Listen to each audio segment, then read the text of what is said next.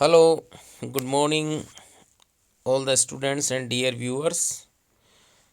आज मैं doctor Avdhesh Sharma Anil, assistant professor, government girls college Nagaur, आपके साथ सेल बायोलॉजी का जो नेक्स्ट टॉपिक है एंडोप्लाज्मिक रेटिकुलम, उसके ऊपर डिस्कस करना चाहूँगा।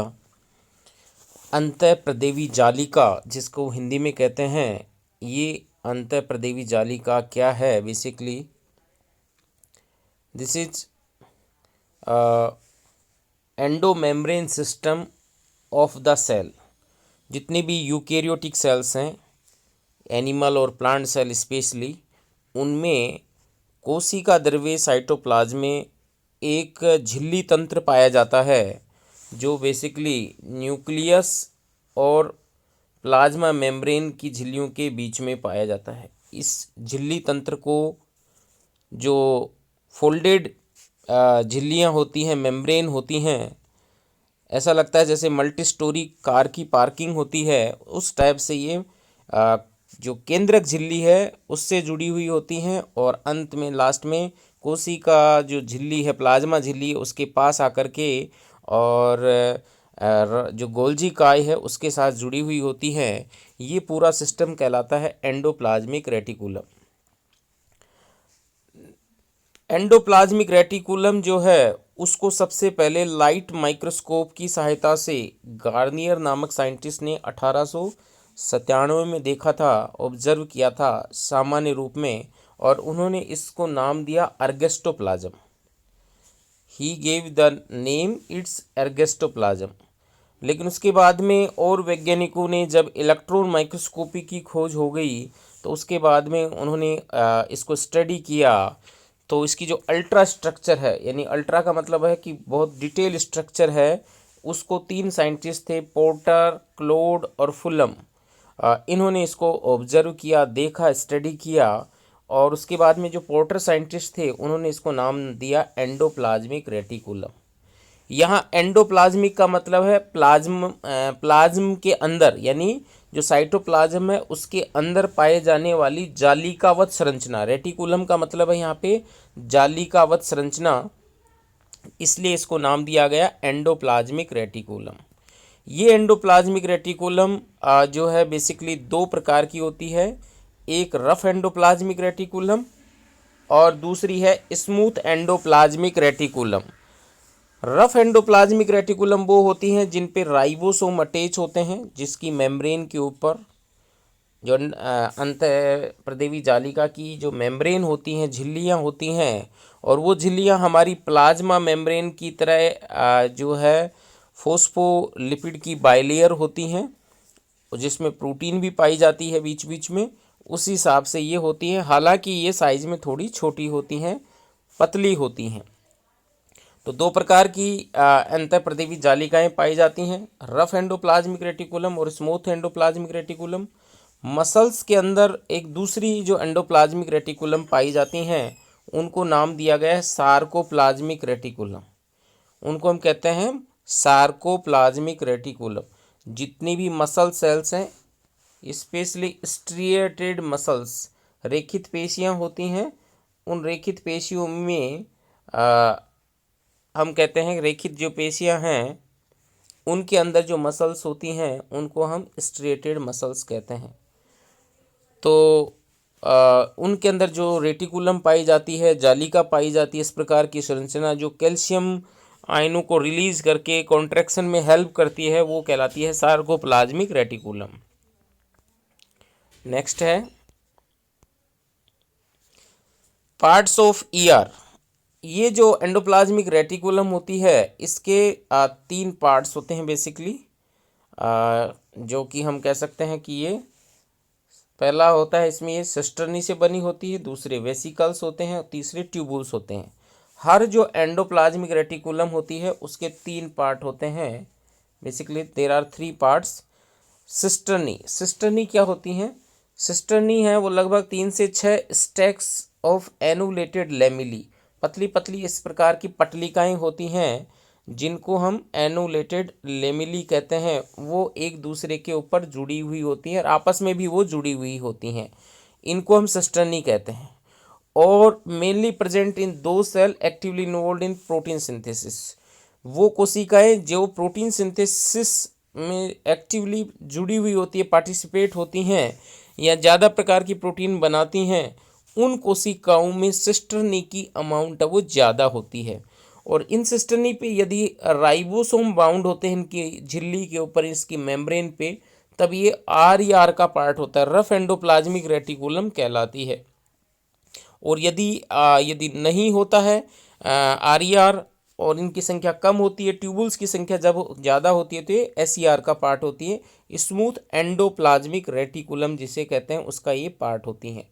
दूसरा होता है वेसिकल्स। वेसिकल्स मतलब गोल संरचनाएं जिनकी सेक्रेटरी नेचर होती है, यानी वो स्रावी होती हैं, जिनके अंदर कुछ जो है प्रोटीन हो गया या सिक्रेटरी लिपिड हो गया, प्रोटीन हो गया, हार्मोन हो गए, वो इनमें ज़्यादा होते हैं और वो एक स्थान से दूसरे स्थान पे माइग्रेट करते रहते हैं कोशिका द्रव्य के अंदर। जैसे अंतःप्रदेवी जालिका से गोल्जी कोई का बनना, गोल्जी कोई से इसके अलावा लाइसोसोम का बनना, वो वेसिकल्स द्वारा ही संभव होता है। ट्यूबुल्स क्या होती हैं? Branch tubular structure and mainly part of smooth endoplasmic reticulum. जैसे मैंने बताया एस का पार्ट होती है स्मूथ एंडोप्लाज्मिक रेटिकुलम में, ट्यूबुल्स ज़्यादा होती हैं और इनके अंदर कोलेस्ट्रोल है, लिपिड है, इनका सिंथेसिस होता है, ग्लिसराइड है, और जो स्टीरोइड हार्मोन्स होते हैं जनरली वो ट्यूबुल्स के द्वारा ही सिंथेसिस होते हैं सेल के अंदर। गोल्जी बॉडी है वो GERL पाथवे जो होता है उसका एक मेंबर होता है।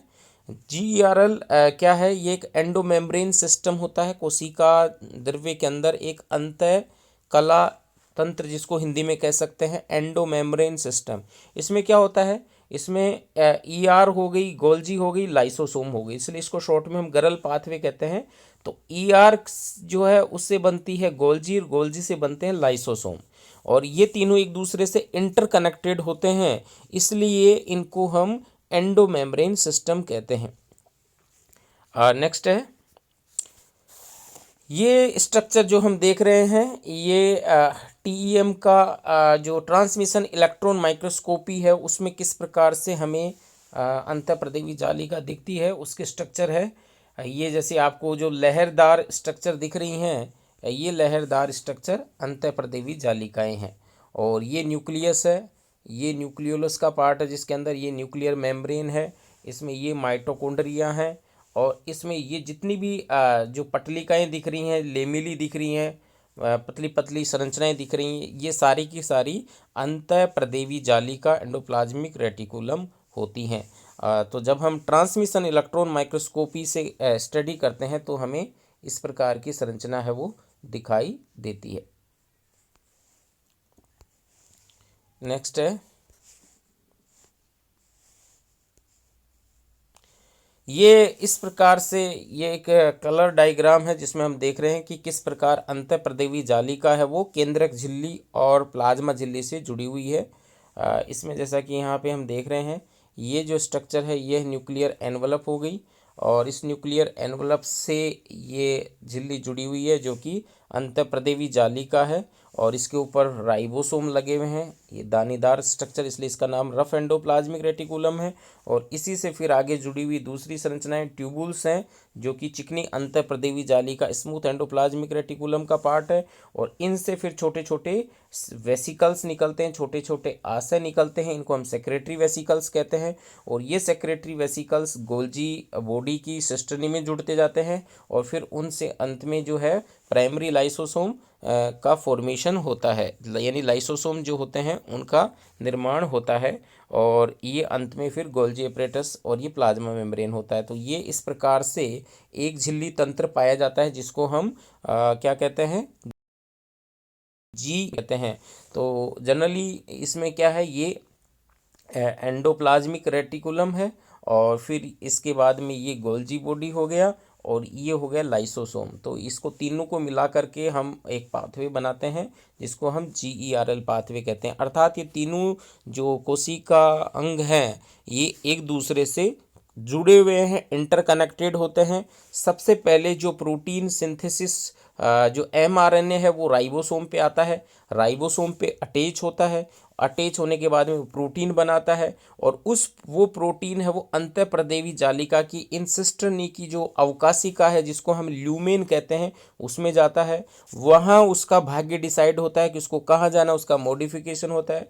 वहाँ से फिर वो सेक्रेटरी वेसिकल्स में आता है, और सेक्रेटरी वेसिकल से फिर वो गोल्जी वेसिकल्स या गोल्जी काय में आता है, गोल्जी बॉडी में आता है। और यहाँ से फिर गोल्जी है वो जो सेक्रेटरी प्रोटीन है या मेम्ब्रेनस प्रोटीन है, उसके हिसाब से इन प्रोटीन का जो फेट है, जो भाग्य है, उसको डिसाइड करती है और उसको ट्रांसपोर्ट करती है। यानी ट्रांसपोर्टेशन का काम अंत में गोल्जी काय द्वारा होता है, क्योंकि इसी से फिर लाइसोसोम का निर्माण होता है, जो कि जिसके अंदर हाइड्रोलाइटिक एंजाइम्स होते हैं, प्रोटीन्स होती हैं, जिनका काम अपघटन करना होता है, वो भी यहाँ लाइसोसोम में आकर के इकट्ठी हो जाती हैं। एक छोटी झिल्ली नुमा वेसिकल्स होती है, और उसी के अंदर जब एंजाइम आ जाते हैं तो हम उसको नाम दे देते हैं लाइसोसोम्स। तो लाइसोसोम्स पढ़ेंगे हम नेक्स्ट में डिटेल में, लेकिन आज हमें सिर्फ ये देखना है कि किस प्रकार से जो अंतःप्रदेवी जालिका है, एंडोप्लाज्मिक रेटिकुलम है, वो केंद्रक जो झिल्ली है,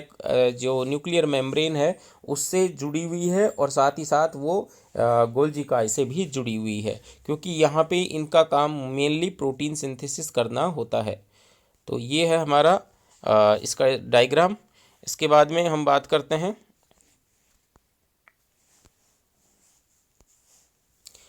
chemical composition of ER. ER का केमिकल कंपोजिशन क्या है? Membrane of endoplasmic reticulum is like unit membrane model of plasma membrane, but 50 angstrom to 55 angstrom in width. ये जनरली जो है ये थोड़ी पतली होती है, और सामान्य रूप से हम 75 एंगस्ट्रॉम की प्लाज्मा मेम्ब्रेन है वो पढ़ते हैं, लेकिन यहाँ पे ये थोड़ी पतली होती है, 50 से 55 एंगस्ट्रॉम होती है। टोटल लिपिड जो है वो इसमें भी फोस्फोलिपिड होता है, जिसमें लेसिथिन और सिफेलिन जो है मुख्य है वो फोस्फोलिपिड होते हैं, उसकी बनी हुई होती है। और इसके अंदर प्रोटीन पाया जाता है इस झिल्ली में भी। आरईआर पे एक स्पेसिफिक रिसेप्टर साइट्स अवेलेबल होता है for attachment of large sub unit of ribosome को जोड़ने के लिए, which is two transmembrane glycoprotein, ribophorin first and ribophorin second.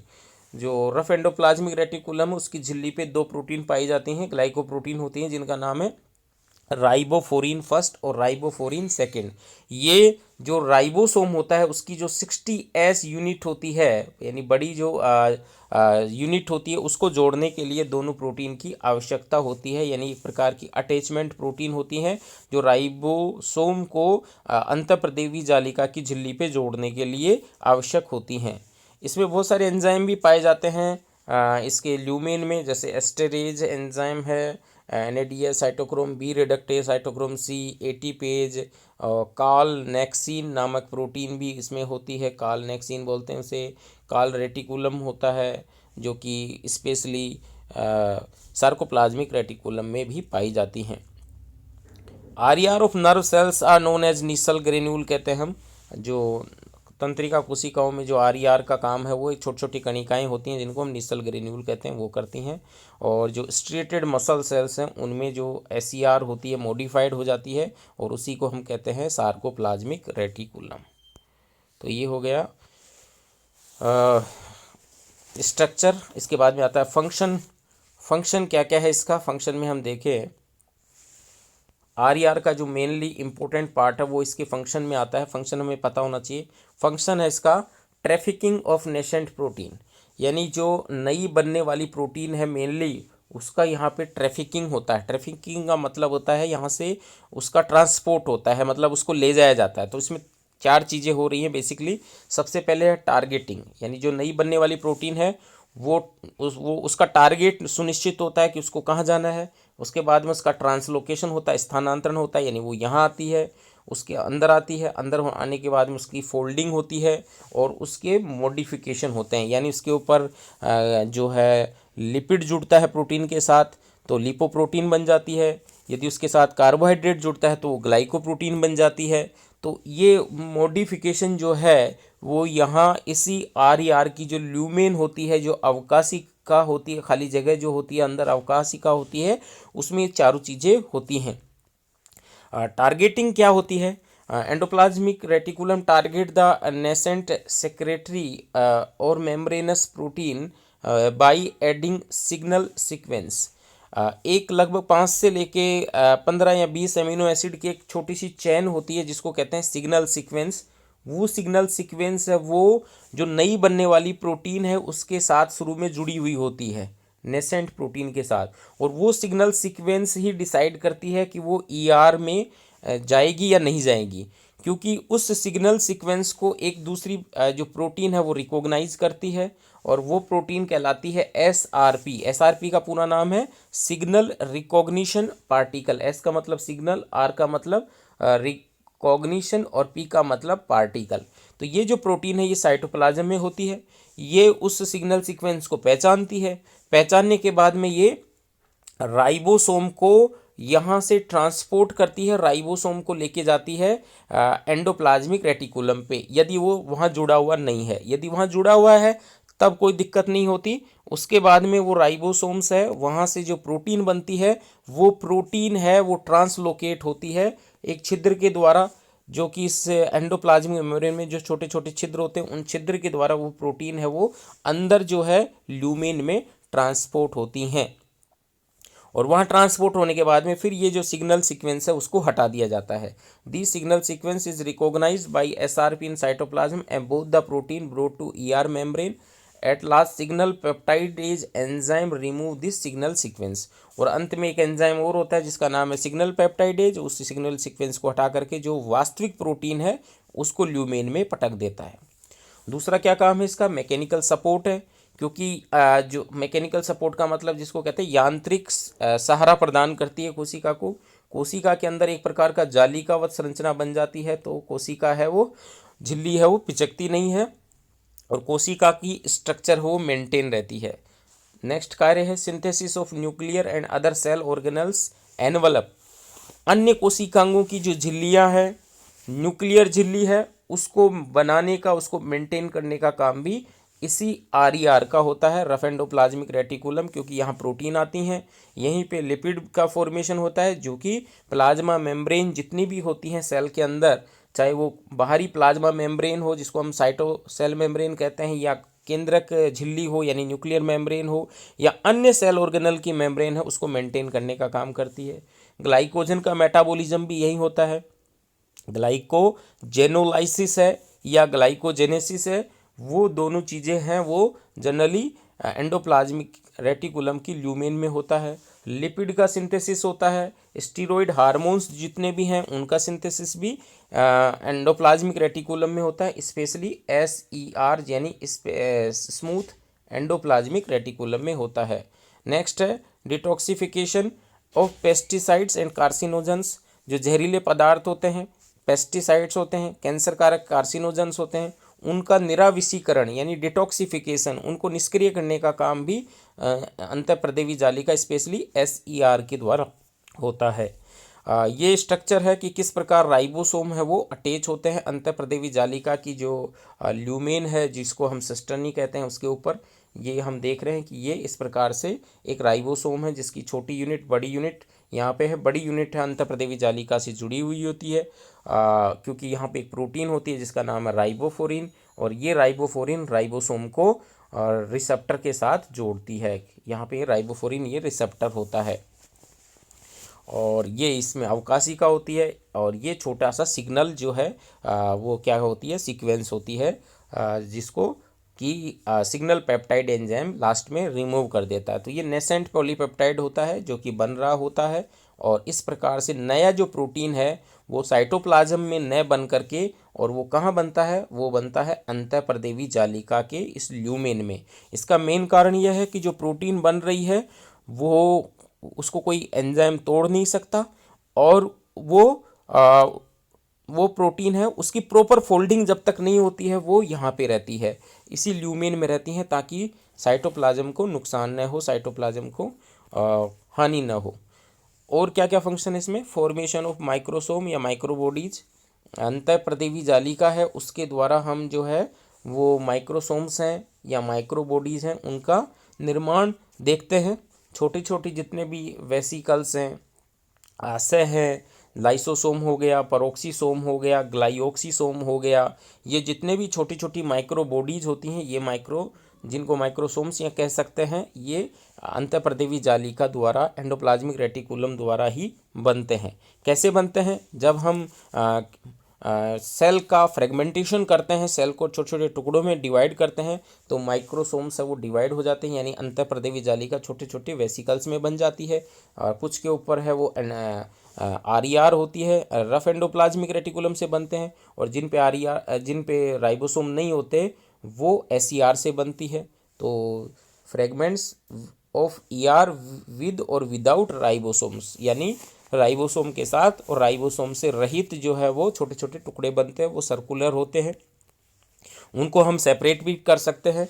They obtain by density gradient centrifugation, एक मेथड होता है जिसका कहते हैं हम density gradient centrifugation. Ultra centrifugation method के द्वारा हम इनको सेपरेट कर सकते हैं, यानी एक लिक्विड में हम इसको डाल करके तेज़ी से घुमाएंगे तो जो भारी होंगे, जिन पे राइबोसोम होंगे, नीचे बैठ जाएंगे, हल्के होंगे वो ऊपर तैरते रहेंगे। इस प्रकार दोनों प्रकार की माइक्रोबॉडीज को सेपरेट आउट किया जा सकता है डेंसिटी ग्रेडियंट सेंट्रीफ्यूगेशन तकनीक के द्वारा। It contains large amount of RNA and phospholipid. It discovered by Claude in 1951. ये जो माइक्रोसोम्स होते हैं इनको क्लोड ने 1951 में डिस्कवर किया था। इसमें RNA होता है इनके अंदर और फोस्फोलिपिड होता है। Sarcoplasmic reticulum produce calcium ion and it release by T tubules during impulse propagation. Generally जो मसल्स के अंदर संकुचन के लिए नर्व से जो इम्पल्स आते हैं, तंत्रिका तंतुओं से जो आवेग आते हैं, उन आवेगों के दौरान कैल्शियम आयन है ये सार्कोप्लाज्मिक रेटिकुलम है वो रिलीज करती है। और रिलीज कहाँ से होता है? जनरली इसकी ट्यूब्यूल्स के द्वारा रिलीज होता है, जिससे कि उसमें संकुचन होता है। इनके द्वारा लिपोप्रोटीन का सिंथेसिस भी होता है। और ER जो है हमारी सेल की सर्कुलेटरी सिस्टम का काम करती है, क्योंकि जो सेल के अंदर सर्कुलेशन होता है वो एंडोप्लाज्मिक रेटिकुलम के द्वारा ही होता है। स्पेशली जो न्यूक्लियस है, उस न्यूक्लियस से जो प्रोटीन का माइग्रेशन हो रहा है सेल के अंदर या सेल से बाहर, वो एंडोप्लाज्मिक रेटिकुलम के थ्रू ही होता है। न्यूक्लियस से mRNA आएगा, mRNA राइबोसोम पे अटैच होगा, उससे प्रोटीन बनेगी, वो प्रोटीन एंडोप्लाज्मिक रेटिकुलम में जाएगी, उसका मॉडिफिकेशन होगा, वहाँ से वो प्रोटीन सिक्रेटरी वेसिकल्स में जाएगी, वहाँ से गोल्जी में जाएगी, गोल्जी से या तो सेल के बाहर जाएगी या फिर सेल के अंदर अपने टारगेट ऑर्गेनल में जाकर के अटैच हो जाएगी। तो ये एक प्रकार का सेल सर्कुलेटरी सिस्टम भी बनाता है। ओके, नेक्स्ट है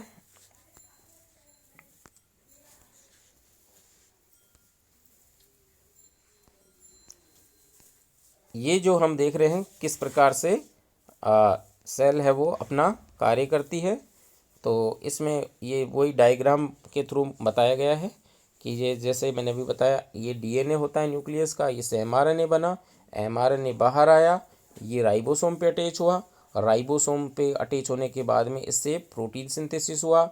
ये जो प्रोटीन है वो एंडोप्लाज्मिक रेटिकुलम में आई और उसकी फिर यहाँ पे फोल्डिंग शुरू हुई। यदि प्रॉपर फोल्डिंग होती है तो वो ट्रांसपोर्ट वेसिकल में ट्रांसपोर्ट हो जाती है, और यदि प्रॉपर फोल्डिंग नहीं होती है या इसका मॉडिफिकेशन प्रॉपर नहीं होता है तो ये मिसफोल्डेड प्रोटीन है वो अलग वेसिकल में जा कर के साइटोप्लाज्म इसको ख़त्म कर देता है, डिग्रेड कर देता है। फिर यहाँ से ये ट्रांसपोर्ट वेसिकल गोल्जी से जुड़ते हैं, और गोल्जी जो अंत में है वो जो इस सेक्रेटरी जो वेसिकल है इसको प्लाज्मा मेम्ब्रेन से फ्यूज कर देता है, या फिर अन्य जो सेल ऑर्गेनल्स हैं उनके पास ये प्रोटीन चली जाती है। इस प्रकार जो ये प्रोटीन है या फिर जो ग्लाइकोप्रोटीन हो सकती है या लिपोप्रोटीन हो सकती है, इसका ट्रांसपोर्ट इस एंडोप्लाज्मिक रेटिकुलम का जो ये पाथवे है जिसको मैंने शुरू में बताया था जिसका नाम है GERL पाथवे, उसके द्वारा होता है। तो ये डायग्राम इम्पोर्टेंट है एग्ज़ाम के पॉइंट ऑफ व्यू से। हमें इस डायग्राम को एंडोप्लाज्मिक रेटिकुलम के फंक्शन के लिए याद रखना है और इसको एग्ज़ाम में बनाना है। तो आज के लिए इतना ही। ये था हमारा अंतःप्रदेवी जाली का एंडोप्लाज्मिक रेटिकुलम। नेक्स्ट में हम दूसरे सेल ऑर्गेनल्स को स्टडी करेंगे। Thank you very much.